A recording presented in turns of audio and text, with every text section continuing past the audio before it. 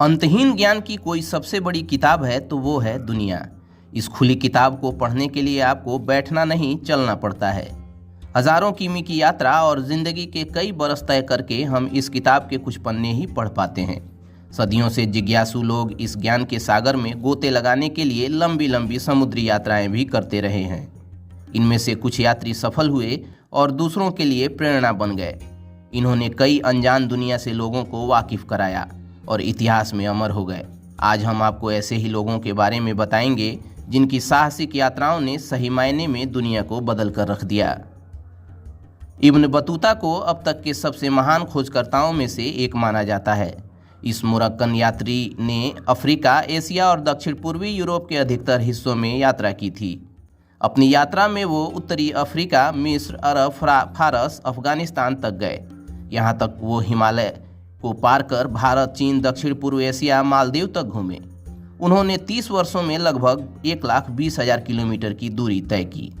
उनकी इस यात्रा का सारा लेखा जोखा रिहला में पढ़ा जा सकता है, जिसका मतलब होता है सफ़रनामा। इसमें आपको उन सभी जगहों के लोगों की जिंदगी, खान पान से लेकर रहन सहन तक पढ़ने को मिलेगा। वेनसांग एक चीनी यात्री था। वो 7वीं सदी में भारत आया और बुद्ध के जीवन से जुड़े सभी पवित्र स्थलों का भ्रमण किया। उसने कई बौद्ध धर्म ग्रंथों का संस्कृत से चीन में अनुवाद किया। उसने भारत में करीब 17 साल गुजारे। इस दौरान वो गांधार, कश्मीर, पंजाब, कपिलवस्तु, बनारस गया एवं कुशीनगर गया। हालांकि वेनसांग का सबसे ज़्यादा वक्त कन्नौज में बीता था। उस समय वहाँ के राजा हर्षवर्धन थे। उनकी यात्रा का रिकॉर्ड इतना सटीक था कि इसने 19वीं और 20वीं सदी के वैज्ञानिकों को उनके चार्टर्ड पथ के साथ प्राचीन स्थलों को खोजने में मदद की। इतालवी खोजकर्ता मार्को पोलो अपने पिता और चाचा के साथ एशिया के सफ़र पर निकला था। उन्होंने फारस, अफगानिस्तान, मंगोलिया और चीन की यात्रा की।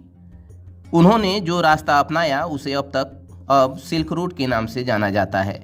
मार्को पोलो बीजिंग में बस गए, जहां से उन्होंने चीन के अन्य हिस्सों, तत्कालीन बर्मा और भारत में अभियानों का नेतृत्व किया। बाद में वो सिंगापुर, सुमात्रा और भारत होते हुए इटली वापस चले गए। उनकी 26 साल की लंबी यात्रा लिवरेस डेस मर्वेलियल्स डू मोंडे या book of the Marvels of the world में दर्ज है।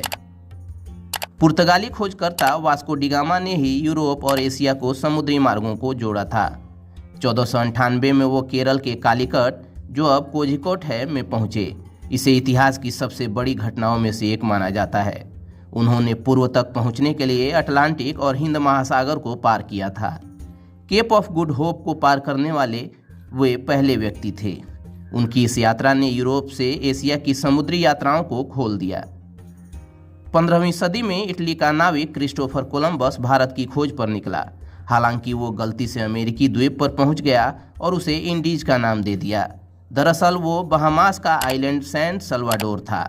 कोलंबस ने यहाँ का बार बार दौरा किया, कई बार अटलांटिक महासागर को पार किया और यूरोप और अमेरिका के बीच प्रमुख व्यापारिक संबंध स्थापित किए। अमेरिका महाद्वीप का नाम इटालियन खोजकर्ता अमेरिगो वेस्पुची के नाम पर रखा गया।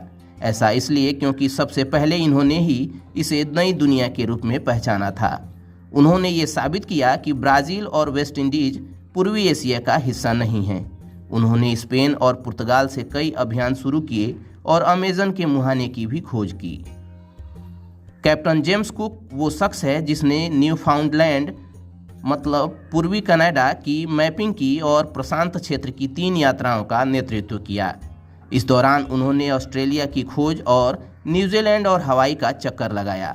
इसके लिए उन्होंने हजारों किमी की समुद्री सफ़र तय किया। कैप्टन कुक से लंबी यात्री किसी भी खोजकर्ता ने नहीं की। उन्होंने सभी 7 महाद्वीपों की यात्रा की, दोनों ध्रुवों को पार किया। कुक की मौत के बाद उनकी उपलब्धियों को नासा ने सम्मान दिया।